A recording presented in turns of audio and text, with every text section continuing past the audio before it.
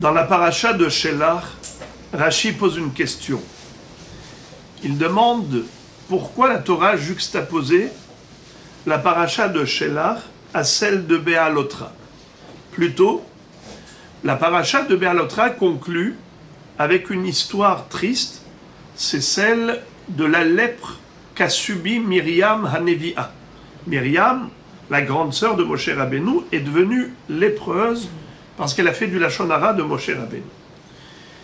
Et tout de suite après, on nous parle des Meraglim.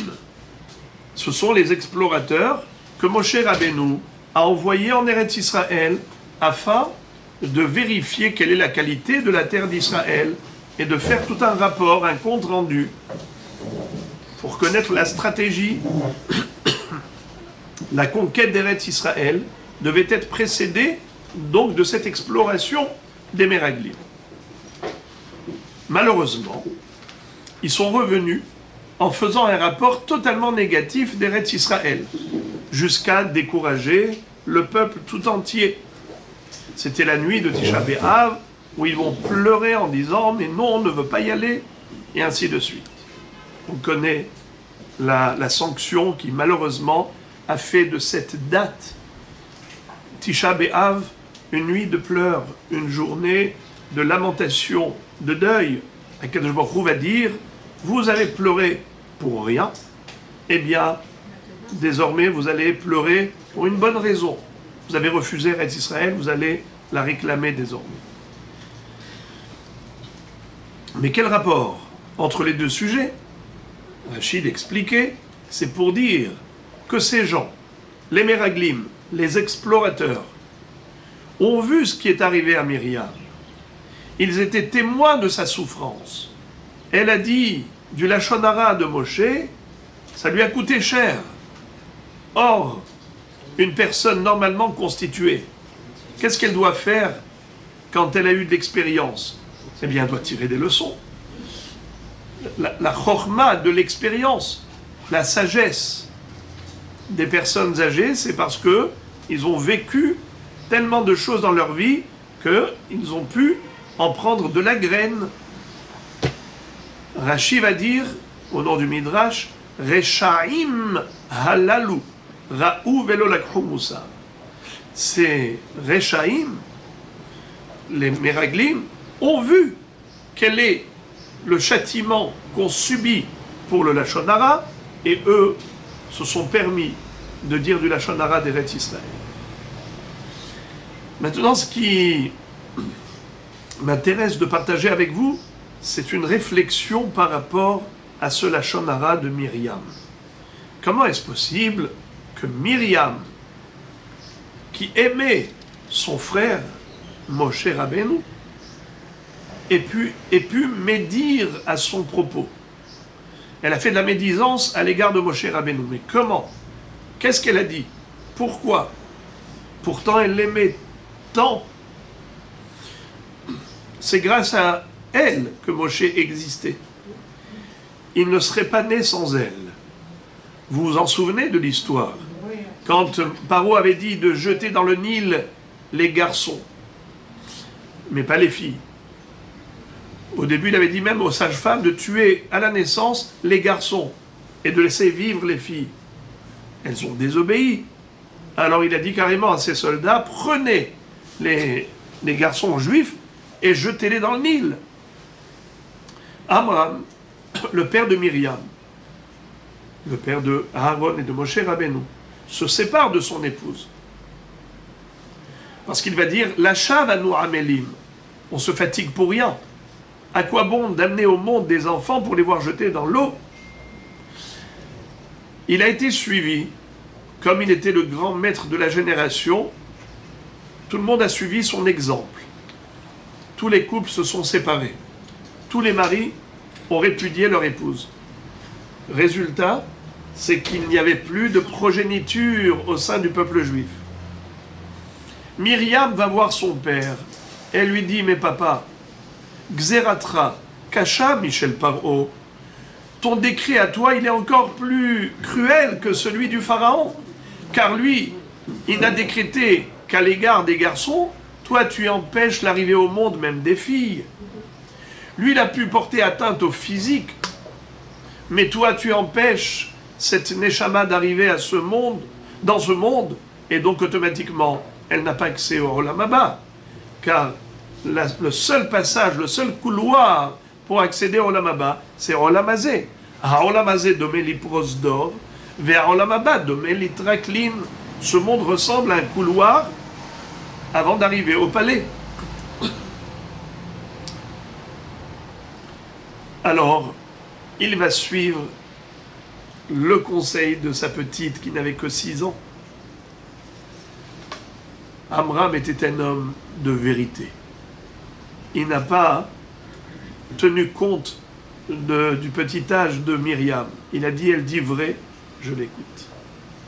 Entre parenthèses, on dit que Amram a mérité d'avoir un fils comme Moshe, qui va recevoir la Torah d'Hachem qui s'appelle Torat Emet, parce que c'était un homme de Emet, qui a accepté le Emet, même d'un jeune enfant.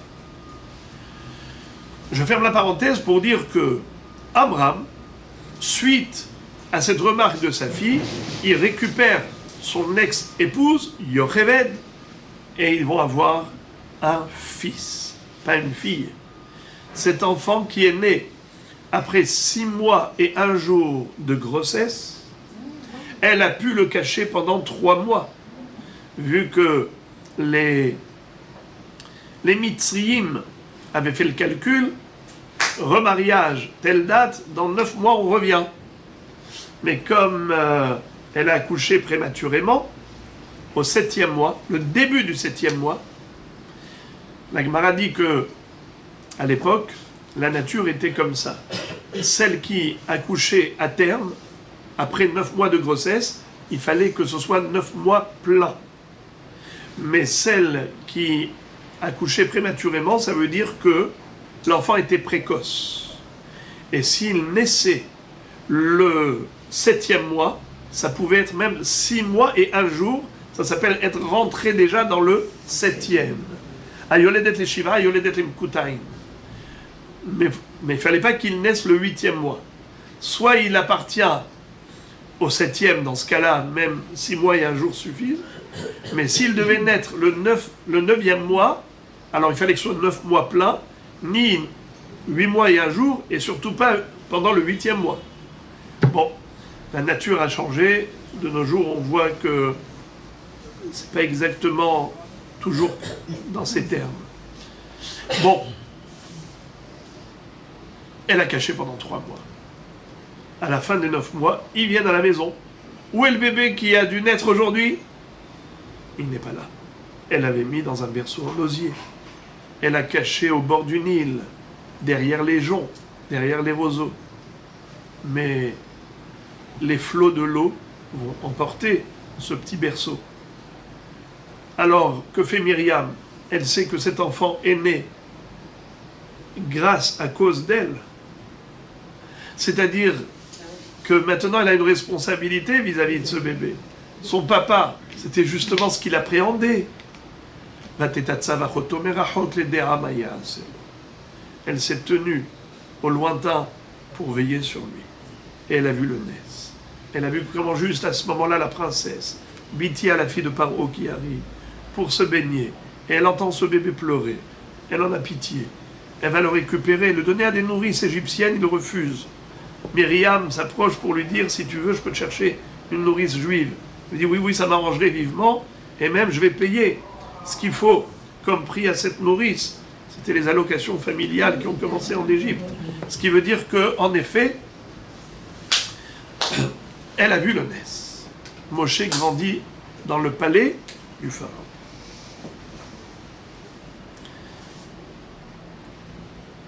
Combien elle aimait Moshe. Elle a été récompensée très généreusement par Akadosh Baruch Hu pour ce qu'elle a fait pour Moshe. La Mishnah dans Masechet Sota nous enseigne. Myriam a attendu derrière les roseaux pour surveiller son frère un instant, Sha'a Achat. Tout Israël l'a attendu pendant 7 jours. lorsqu'elle était frappée de lèpre, eh bien, elle était en dehors du camp. Il a fallu qu'elle réintègre le camp avant qu'Israël poursuive son voyage dans le désert. Tout un peuple l'attend parce qu'elle a attendu. Tosfot explique quelque chose de fabuleux. Nous avons une règle. Midat tova, meruba mimidat puranut, hamesh meot peramim. La récompense, elle est 500 fois plus importante que la sanction. D'où on l'apprend. Les Chachamim le déduisent du fait que, pour la récompense, Akadosh Baruch Hu peut apporter un salaire, pas seulement à la personne qui a fait la mitzvah, mais même à ses enfants, petits-enfants, jusqu'à 2000 générations. Notzer Chesed la alafim. Dieu récompense le Chesed jusqu'à des milliers. Alafim. Quel est le minimum de 2 milliers? Le minimum de milliers, pardon, c'est 2 milliers. Donc c'est 2000. Alafim, elef, 1000. Alafim, des milliers. Combien c'est le minimum de milliers? 2 milliers, donc 2000. Notzer Chesed la alafim. Pour la sanction, quelqu'un qui a fauté, ses enfants, petits-enfants, arrière-petits-enfants peuvent payer pour les fautes du grand-père. Poked avon avot, al banim, al shilleshim, ve al ribeim. Ça fait 4 générations. J'ouvre une parenthèse. La Gemara dit, mais pourtant il est écrit dans un pasouk que les enfants ils ne payent pas pour les parents. Lo yumtu avot al banim, banim lo yumtu al avota. La Gemara dit, ça dépend. Si les enfants ne poursuivent pas le mauvais comportement des parents, alors ils n'ont pas de raison de payer pour eux. Mais si ils imitent leurs parents et ils se comportent aussi négativement qu'eux, alors là, ils vont payer malheureusement aussi pour les parents. Donc, on a compris. Le mérite d'une mitzvah accompagne combien de générations? 2000. Le démérite d'une avera accompagne combien de générations? 4. Quelle est la relativité? 2000 divisé par 4? 500. Donc, la récompense est 500 fois plus grande que la sanction. Alors maintenant, regardez comment c'est beau. Ce que nous disent Tosfot. Myriam a attendu, alors on l'a attendu. Elle a surveillé son frère en attendant derrière les roseaux.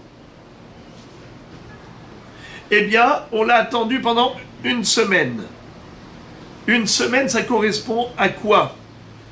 Alors, nous dit Tosfot, bien qu'il soit écrit dans la Mishnah qu'elle a attendu et surveillé son frère pendant Sha'a Achat, Sha'a, ça ne veut pas dire 1 heure de 60 minutes, ça veut dire un moment, un instant. De combien? 20 minutes. Shlish Sha'a, le tiers d'une heure. Dans une heure, il y a 60 minutes, divisé par 3, 20 minutes. Dans une semaine, il y a combien de fois 20 minutes? Ah, j'ai exagéré. Bon. Alors, regardez, c'est très facile. Dans une semaine, il y a 7 jours. Dans une journée, il y a 24 heures. Dans une heure, il y a 3 fois 20 minutes. C'est-à-dire, dans une heure, on a 3 fois le tiers d'une heure. Donc, 24 heures fois 3. Ça fait 72. 3 fois 24 égale 72. Donc dans une journée, on a 72 fois 20 minutes. Maintenant, dans une semaine, il y a 7 fois 72. Alors 7 fois 72, c'est combien? Pas très difficile. 7 fois 7, 49. 7 fois 70, 490. 7 fois 2, 14. 490 et 14, ça fait combien? 504.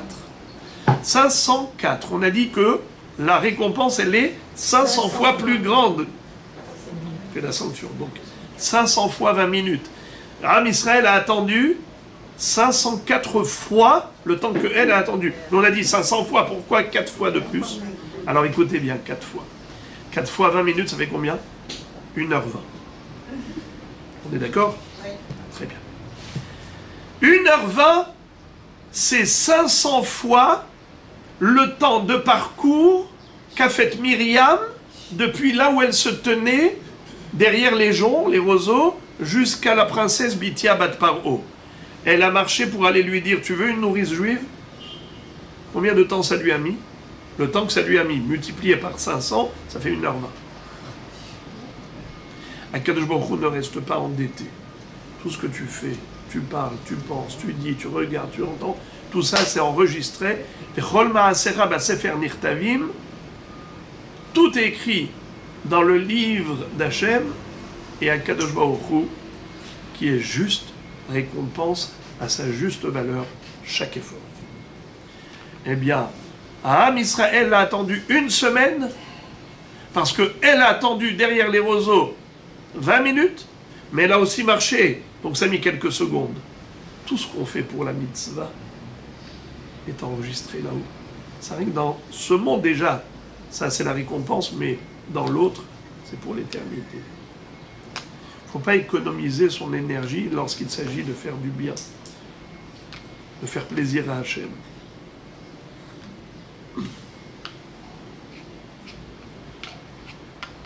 Eh bien, ça c'est Myriam, vis-à-vis de Moshe. Grâce à elle, on a eu le Be'er Myriam, l'eau du puits de Myriam. Pourquoi grâce à elle? Parce qu'elle s'est tenue devant l'eau pour surveiller son frère.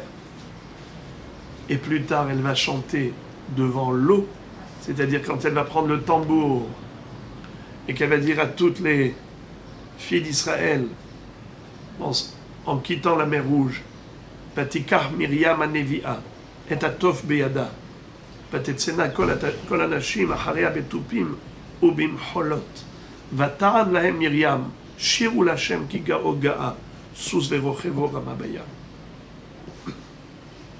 Myriam leur dit, prenez le tambour, chantez à Dieu une louange, après cette traversée de l'eau.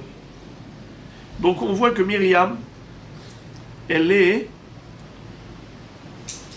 la femme la plus méritante, parce que grâce à elle, tout Israël a pu avoir de l'eau. C'est elle qui chante devant l'eau, c'est elle qui surveille Moshe dans l'eau, et c'est elle qui a fait preuve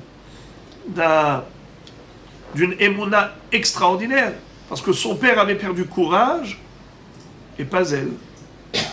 Elle a toujours la émouna en Dieu. C'est-à-dire que Baruch Hu nous a demandé d'avoir des enfants, papa ne donne pas de mauvais exemples. Reprends maman. C'est extraordinaire. Donc, elle regorgeait d'amour pour son frère. Et pourtant, elle dit du Lachon Hara de lui. Comment elle a pu dire du Lachon Hara à l'encontre de Moshe Rabbeinu? Qu'a-t-elle dit? Qu'est-ce qu'elle a dit comme médisance de Moshe? La réponse, Rashi nous explique cela sur la base du Midrash. À un moment donné, pendant les pérégrinations dans le désert, le peuple juif s'est plaint. Ils ont dit à Moshe, on en a marre de manger que de la manne, la manne, la manne. Nous, on veut de la viande.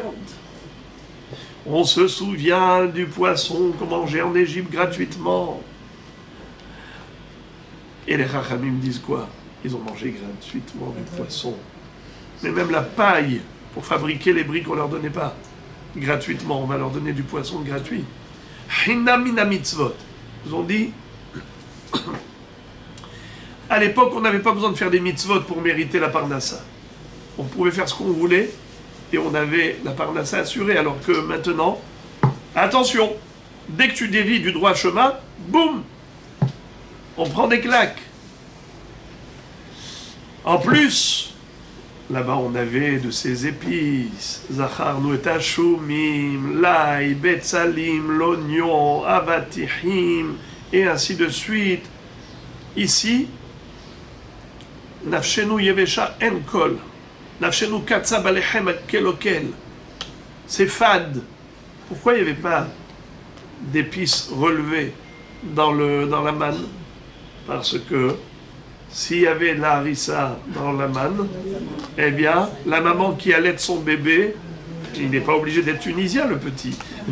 Ça veut dire qu'il aurait dû boire du lait piquant, et bien que je m'en l'a protéger. eh bien, il n'y avait pas de goût amer, il n'y avait pas de goût acide, de goût aigre. Nachon, comme ça nous disent Rachamim, qu'Akadosh Baruch Hu a voulu que le lait maternel soit bon pour le bébé. Ok, alors ils se plaignent. Et Rachamim disent qu'en plus, ils ont réclamé de la viande. Akadosh Baruch Hu va dire, vous voulez de la viande? Il y en aura. Il va y avoir de la caille. La caille qui venait jusqu'à portée de main. Des oiseaux dans le désert qui arrivaient à profusion. C'était bon. Je me dit, mais comme ils ont réclamé de manière incorrecte, pourquoi incorrecte? Pourquoi il leur manquait de la viande? Ils avaient des troupeaux nombreux. Rien que la tribu de Gad et de Réhouven ont dit à Moshe Rabbeinu, on ne veut pas rentrer en Israël parce qu'ici, de l'autre rive du Jourdain, il y a des pâturages très gras, très nombreux, et nous on a de nombreux troupeaux. On veut bien s'installer ici. Finalement, Moshe Rabbeinu leur a accordé leur désir. Ils se sont installés de l'autre rive du Jourdain. Donc ils avaient de la viande. Pourquoi ils se plaignent? Rachid dit, il cherchait la petite bête. Il cherchait à se plaindre. Eh bien, finalement, Moshe Rabbeinu va dire à Kadosh Baruch Hu, je n'en peux plus avec ce peuple. Je suis tout seul à les gérer. J'ai besoin d'être épaulé. J'ai besoin d'être entouré. Et Akadosh Baruch Hu lui dit, tu seras entouré des 70 Zekenim. Il faut choisir de parmi les 12 tribus, 70 Zekenim, 70 Chachamim. Mais comment on fait pour arriver à 70? Si on a 12 tribus, chaque tribu va donner, pour sa part, 6 personnes, 6 fois 12, 72. Alors ça fait que le compte n'est pas juste. Il y en a 2 de trop. Alors comment on fait pour arriver à 70? Si on va dire à ces tribus, toi tu donnes que 5, et pourquoi nous aussi on veut 6 comme tout le monde? Alors on va faire le Goral. Tirage au sort. On va écrire dans 72 papiers, on va écrire 70 fois Zaken. Chaque papier, Zaken, Zaken, Zaken, 70. Et il y en a 2 qui seront des votes blancs. Ok. Alors maintenant, tout le monde va tirer au sort.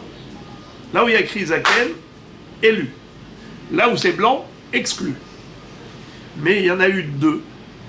L'un s'appelle Eldad et l'autre Meidad. Ils étaient des gens humbles. Ils ont dit on ne veut pas rentrer dans la course. Même si on était élu parmi les 6, non, laisse tomber. Ça fait que c'est bon, les 72 moins 2, tout va bien. Akadosh Baruch Hu a récompensé leur humilité. Et ils sont devenus prophètes tout en restant au sein du Mahane Israël. Ils se mettent à prophétiser. Qu'est-ce qu'ils ont annoncé comme prophétie? Une chose terrible et dramatique. Ils vont dire Moshe met, Yoshua machnis. Moshe va périr dans le désert, ne rentrera pas en Israël. C'est Yoshua, son élève, qui va lui succéder. Yoshua, quand il a entendu ça, il était horrifié. Il va dire à Moshe Rabbeinu, Adoni Moshe, Kelahem, mon maître Moshe, mets-le en prison.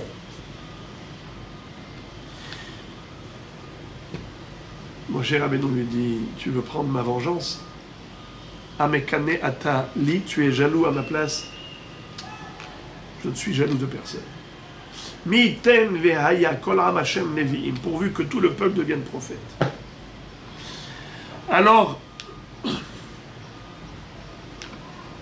Eldad et Medad sont devenus prophètes. Personne ne s'y attendait.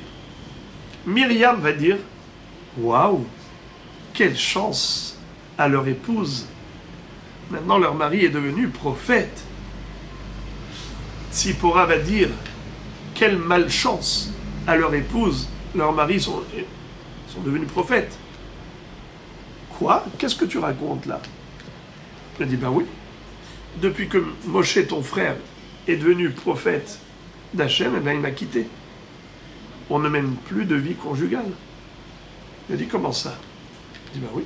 Depuis le Matan Torah, quand Akadosh Baruch Hu avait dit à tous les hommes de retrouver leur épouse après le don de la Torah, puisqu'ils étaient séparés pendant 3 jours, afin de se maintenir dans un état de pureté, il fallait qu'ils soient 3 jours séparés les hommes des femmes. Eh bien, après cela, après le don de la Torah, Hachem va dire « Shuvu lachem le'aholechem » retournez dans votre tente, c'est-à-dire reprenez le cours de vie marital normalement. Mais il va dire à Moshe Rabbeinu « Ve'atapo amod imadi » mais toi, reste ici avec moi.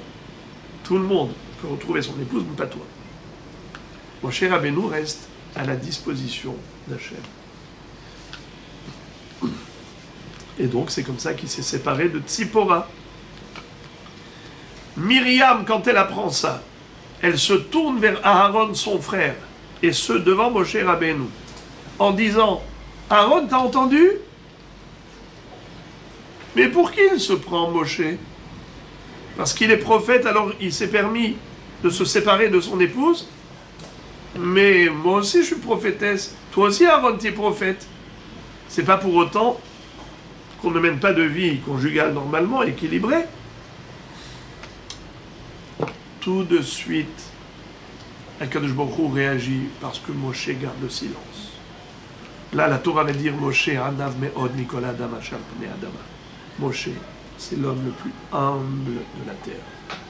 Mesurer l'humilité de quelqu'un, c'est par sa non-réaction lors d'invectives, lors d'insultes. Quand une personne est maltraitée et elle ne réagit pas, c'est une preuve de grande humilité. An-ne'elavim ve'enam olvim, shom'im herpatam ve'enam eshivim, osim me'ahava usmechim be'yisurim, Aleem akatuv omer ve'ohavav ketzet hashemesh bigvurato. C'est la Gemara Shabbat qui nous enseigne cela, en disant que ceux qui se font mépriser, dénigrer, calomnier et ne réagissent pas, au contraire, ils disent à Kshborou, si tu as décidé ainsi, je me réjouis de ta décision, eh bien cette personne brillera et rayonnera comme le soleil. Comme le soleil qui n'a pas réagi au moment où la lune a dit adieu, mais comment il peut y avoir deux luminaires équivalents? Il ne peut pas y avoir deux rois qui se servent de la même couronne. Akshborou va dire à la lune, eh bien va te réduire. Le soleil n'a pas réagi, il ne s'est pas plaint de quoi que ce soit. Eh bien il est resté soleil. Et il brille comme le soleil. Eh bien c'est ainsi qu'Akshborou promet à toutes les personnes qui sont capables de garder le silence, même lorsqu'elles sont froissées, même lorsqu'on leur a manqué de respect. Tole Eretz al Belima, la Gemara nous dit dans Maseret Hulin que le monde tient sur rien. Qu'est-ce que ça veut dire? Sur rien. Belima, bolem.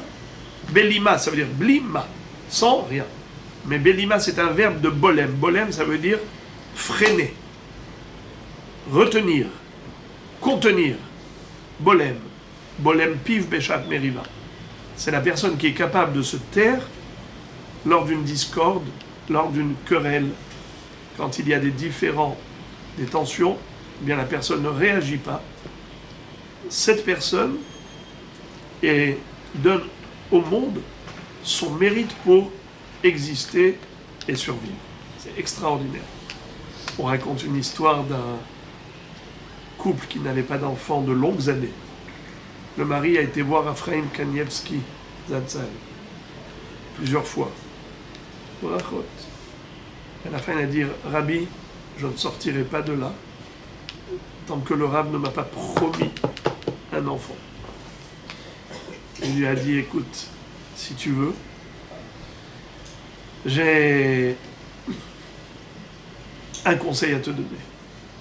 Si tu arrives à obtenir la bracha d'une personne qui a été insultée, qui n'a pas réagi, eh bien cette bracha se réalisera. » Ah, il était tout content, il sort de là souriant. Il dit tout de suite, il cherche des gens comme ça qui se disputent, mais il ne voit jamais la personne ne reste endettée. Chacun tient bon sur sa position, faut qu'il ait raison, je suis en droit, et j'ai du répondant. 6 mois se sont écoulés, il a vu que ce n'est pas du tout évident de trouver cette personne. Eh bien, C'était dans un mariage. Les gens étaient assis normalement, tranquillement. Et du coup, il y a une personne qui ouvre la porte de la salle, qui rentre, et qui a aperçu un adversaire. Il s'est approché de la table et il s'est mis à déverser sur lui toutes sortes d'insultes. Et je lui ai passé une douche froide. L'autre a changé de toute couleur. Il était gêné, mais à la fin, il a dit, ça y est, stop, là, il a dépassé toutes les limites. Il a voulu lui aussi répondre. Quand la personne qui se trouvait dans la table voisine a vu ça, il s'est dit, mais je crois que mon bonheur est arrivé là. Il court vers lui, il l'attrape, il lui dit, je vous en prie, ne réagissez pas, je vous en prie, ne lui dites rien, je vous en prie. Il dit, mais je te connais pas, ni d'Adam ni d'Ève, qu'est-ce que tu veux? Il lui a dit, je vous expliquerai, c'est quelque chose d'extrêmement important, mais je vous supplie, ne réagissez pas. Après, une fois que l'autre est parti, il dit, je vais vous dire, vous êtes la personne que je cherche depuis 6 mois. Je lui dis, c'est quoi cette histoire? Il dit, voilà l'histoire de Raphaël Kanievski. Il m'a dit que si j'avais la bracha d'une personne qui est capable de se taire quand on l'insulte, eh bien cette bracha se réalisera à coup sûr. Alors je voudrais que vous fassiez cette bracha. Dans l'année, il a eu un bébé. Le Raphaël Kanievski était le sandak, et lui a fait le kiddush. C'est-à-dire que Moshe Rabbeinu, la Torah n'a dit de lui qu'il était humble qu'à ce moment-là, qu'à cette occasion, pas une autre occasion. Il a entendu et il s'est tué. Et c'est Dieu qui prend sa défense. Quand Akadosh Baruch Hu s'adresse à Myriam et Aaron, il va les surprendre. Il ne va pas les préparer. C'est écrit Pitom. Je vous lis le pasouk. Vayomer Hashem Pitom. Soudain. Subitement comme ça, il les prend par surprise. El Moshe vel Aaron vel Myriam. Tseu sheloshtechem Elohen Moed vayetzeu shloshtam. Vayered Hashem be'amud Hanan.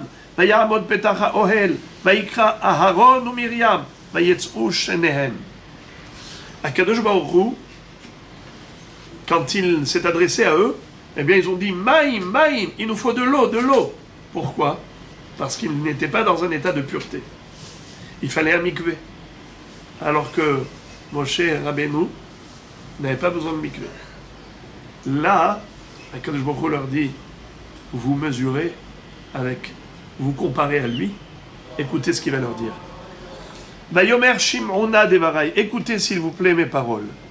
Imiye nevi achem, Hashem bamar'a elav et vada bachalom adaberbo. Vos visions prophétiques, c'est au travers de rêves, au travers de toutes sortes d'énigmes. Vous n'avez pas des visions claires comme celle de Moshe. Lochen avdi Moshe bechol beti ne'emanu. Moshe, c'est mon serviteur fidèle. PLP adaberbo. Je lui parle en face à face. Omar velo bechidot. Des visions claires. Ça passe pas par toutes sortes d'énigmes qui ont besoin d'interprétation. Utmunat Hashem yabit. Il a une vision d'Akadosh Baruch Hu. Madoua lo yeretem edaber be'avdi be'Moshe. Pourquoi vous n'avez pas eu peur de médire à l'égard de Moshe, mon serviteur?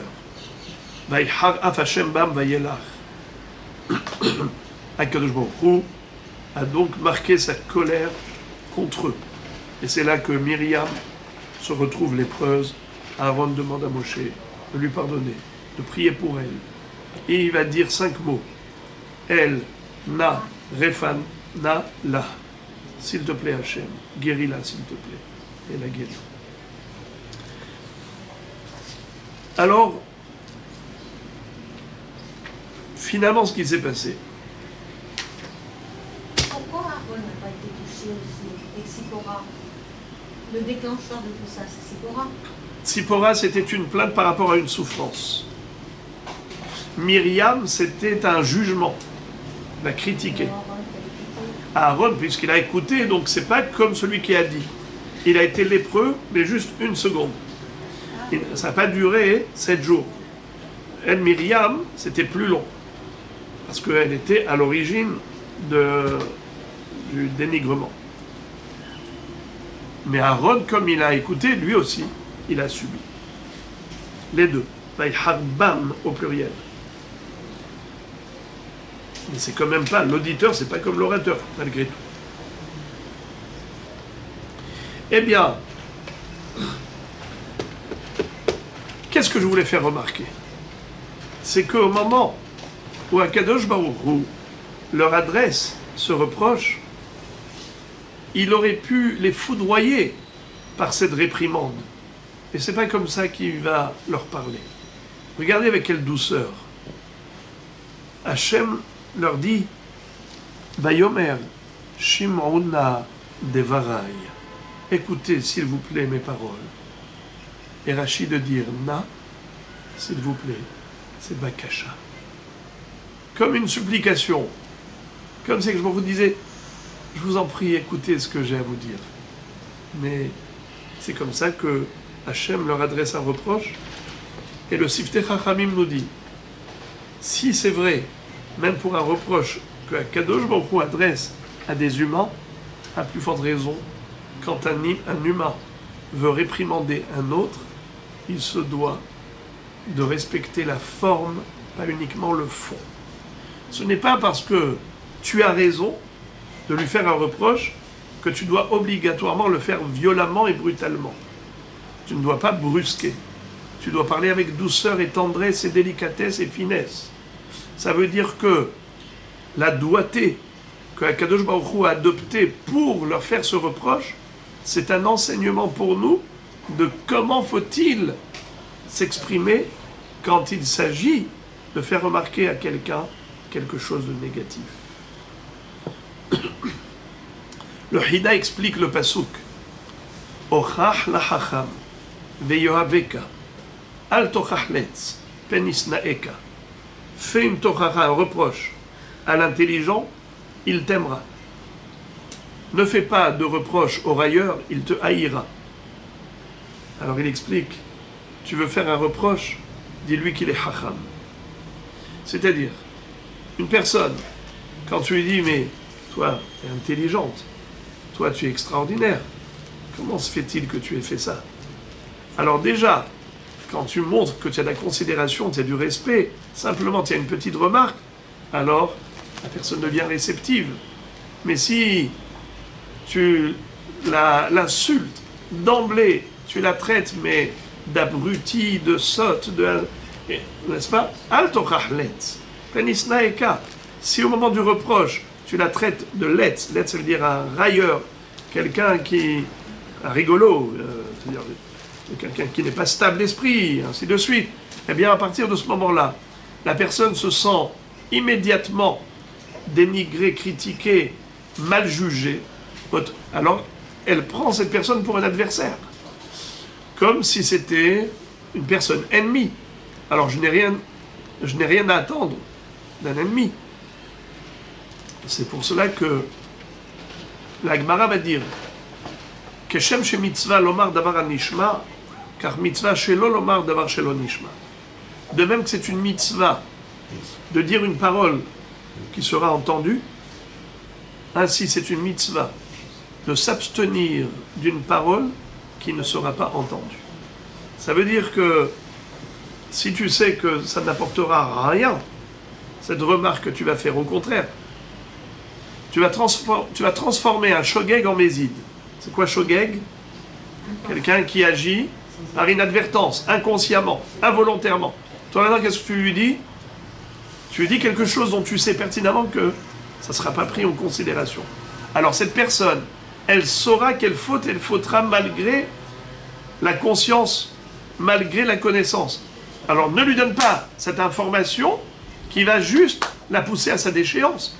Ça veut dire que cette personne, de toutes les façons, elle va faire le mal. Alors quand tu vas lui dire, mais tu sais que c'est mal ce que tu fais, alors maintenant elle va le faire sciemment. C'est encore plus grave. Alors qu'avant, elle le faisait inconsciemment. Alors qu'est-ce qu'il faut faire? Il faut dire les choses de telle manière à ce que on soit sûr qu'elles sont bien perçues, bien entendues. Considérer la forme pas moins que le fond. ce n'est pas juste parce que j'ai une vérité à dire. Toutes les vérités ne sont pas bonnes à dire. Ça veut dire que tu dois envelopper, enrober ton reproche de douceur.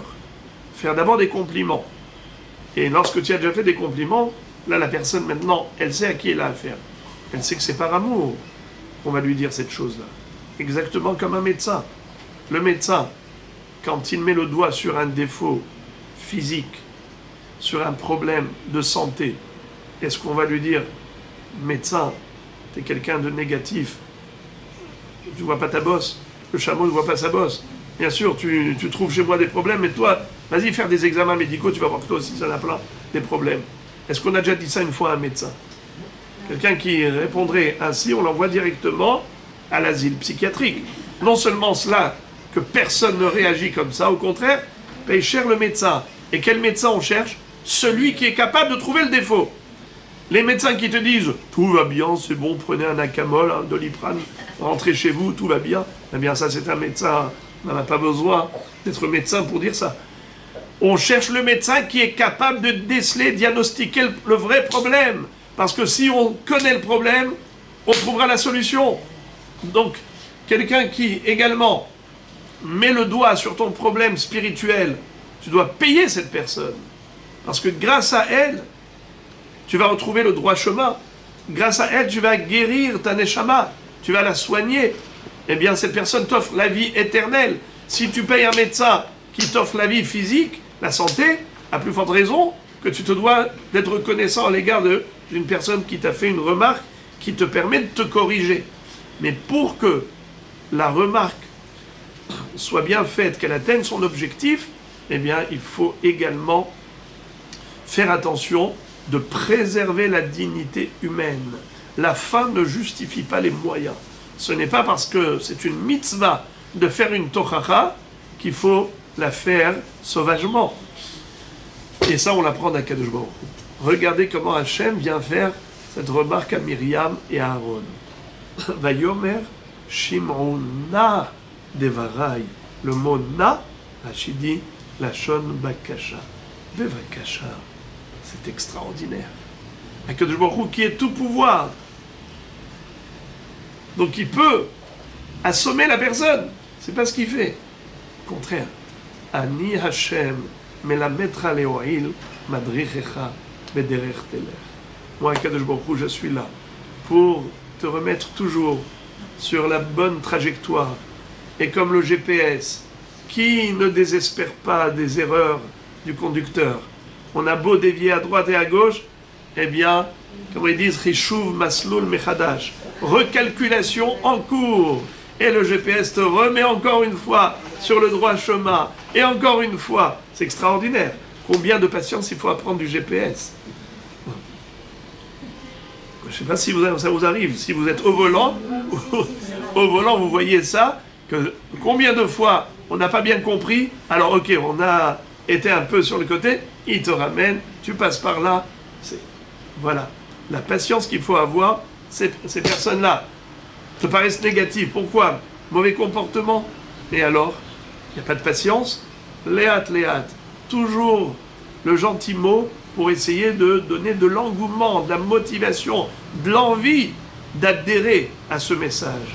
Et lorsqu'on a fait les choses de cette manière, alors c'est vrai que ça prend plus de temps. Mais j'appelle ça comme l'agriculture. Tu sèmes la graine, elle ne va pas pousser le lendemain. Tu dois entretenir, tu arroses. Et l'arrosage, ce sont les compliments qui viennent après cette graine, qui est le petit reproche. Mais ce petit reproche-là doit être arrosé de beaucoup de gentillesse. Et c'est comme ça que, Be'ezrat Hashem, les messages de vérité, finalement, se transformeront en Derech Haim Tochechot Moussar, des chemins de vie, des chemins qui mènent à la vie dans ce monde et la vie éternelle.